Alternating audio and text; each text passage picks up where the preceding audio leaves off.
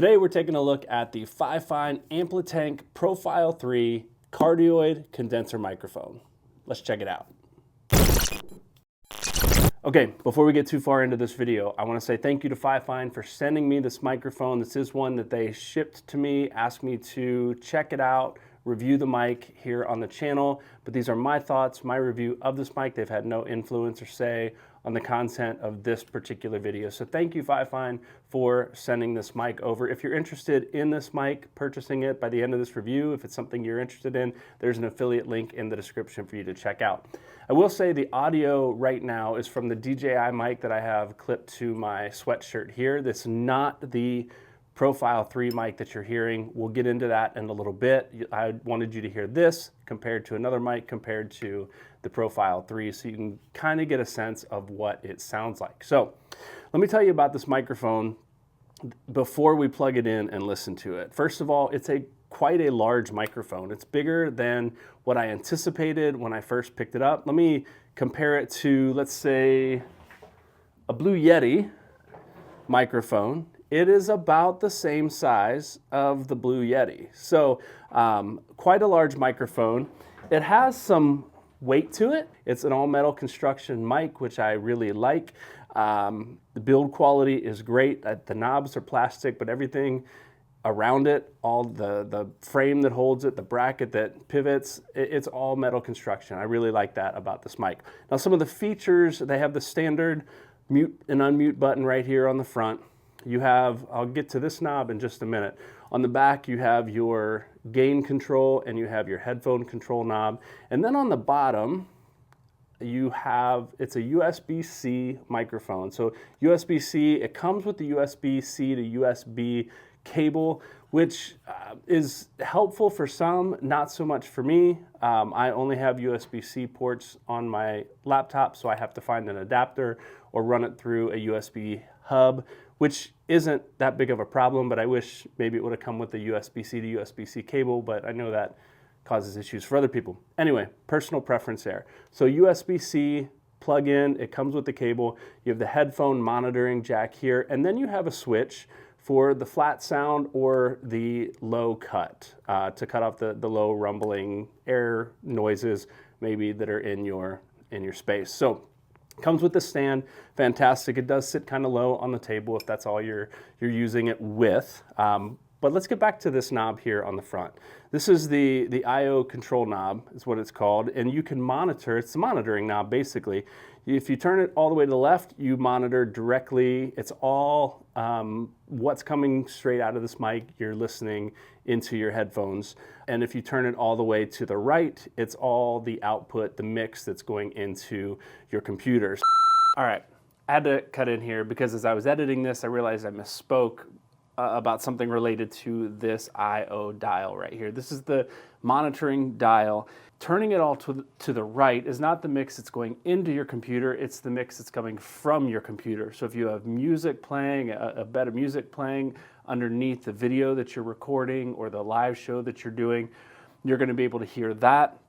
If you have any audio coming from a browser window that you're listening to that's tying into with whatever you're recording, that's what you're going to hear. I hope it clears that up. Let's get back to the video. So if you want to hear just kind of in the middle, a balance of everything, you dial it right down the middle and you're all good. You hear a mix of what's coming from your computer and a mix of what's going into this microphone. So those are the features of this microphone. Let's plug it in and hear how it sounds. Okay, here we are. As you can see with the Fifine Profile 3 microphone, I do have it raised up on a low profile boom arm to get it a little bit closer to my mouth. You don't need to do that, but because I'm taller and sit up a little higher from my desk, the little stand that it comes with, as fantastic and heavy duty as it is, doesn't raise it up high enough. So either you set it up on a stack of books or something on your desk to get it closer, or some sort of boom arm or taller mic stand is probably ideal for this microphone. Now let's talk about the sound quality of this mic. I think it's pretty great. I don't use a lot of condenser microphones, and if I'm quiet right now, you can hear why. Let me just be silent, and I want you to listen to the ambient noise.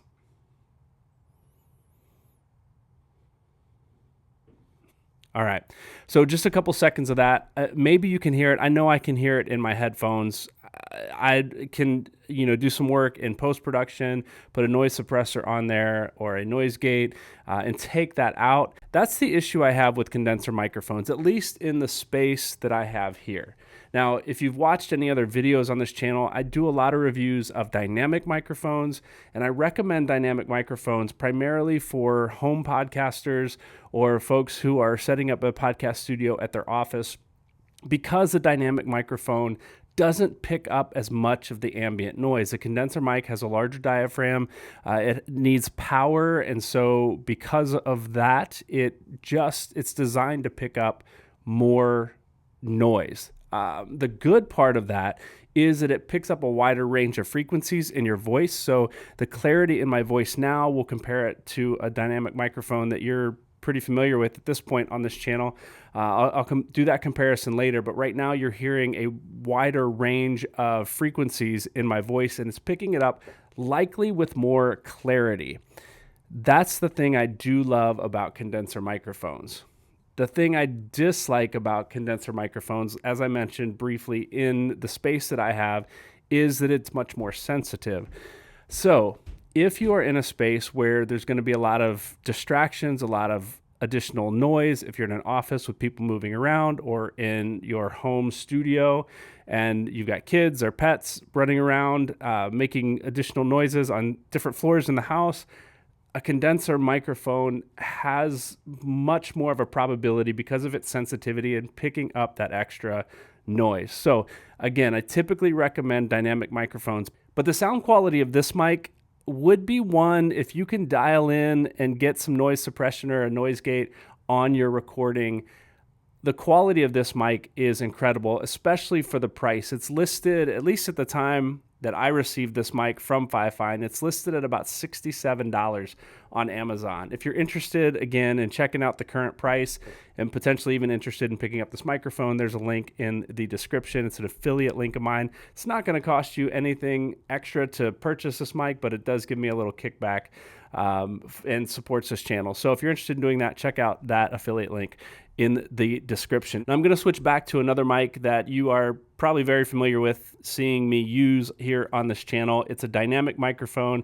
It's an XLR mic. I'm going to plug it into my Rodecaster Pro so you can hear kind of the typical sound that you're going to hear on this channel, and we'll go back and forth between this one, the Profile 3, and the Shure SM7 DB. Now you're hearing a mic that is probably more familiar to your ears if you are used to watching this channel, at least in my recent videos. This is the Shure SM7 DB. It is a quiet, dynamic microphone. I don't need to go into the specs of this microphone. I only tell you that so it gives you some time to hear what this mic sounds like compared to the cardioid condenser mic, the Profile 3 that we were just looking at. We'll switch over to that in just a minute, but I do want you to listen for the clarity in this mic and the richness and the depth of this mic versus the clarity and the richness and the depth of the Profile 3. The Profile 3 currently is a $67 microphone.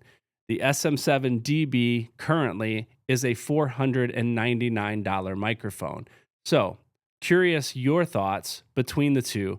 Now we're back on the Fifine Profile 3 mic just to get a sense of comparison between what you just heard on the SM7 DB and this mic.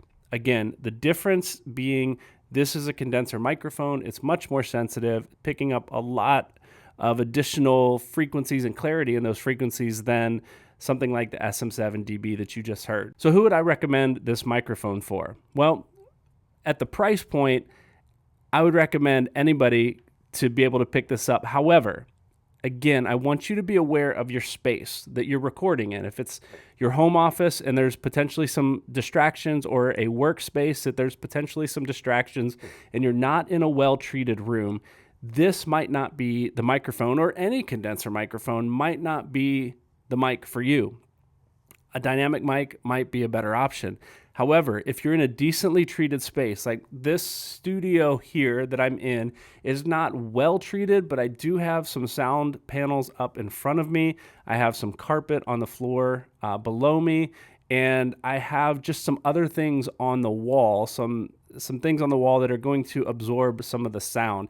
Not specifically sound panels or acoustic panels, but anything that's going to absorb some sound is going to be better than just plain walls. So if you have a decently treated room with anything on the walls, some carpet, some furniture, sofas, pillows, anything that's going to absorb sound, a condenser microphone might work well for you. So check out the Fifine Profile 3 cardioid condenser microphone. Links in the description, and I'll see you in the next video.